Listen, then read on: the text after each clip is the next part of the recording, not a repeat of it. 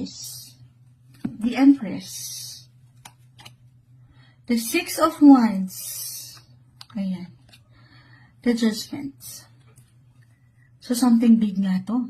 Merong something big or major events ang darating sa inyo.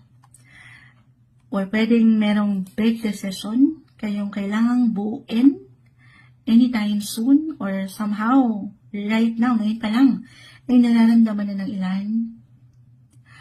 Nakangiti ako dahil ito na, the big, Six of Wands, the Empress. Ipasok na natin agad itong input ko astrologically. Gemini. Ito kasing si lunar eclipse in Pisces, it will highlight your 10th house of career. Six of Wands. Meron pong success. Meron pong good news.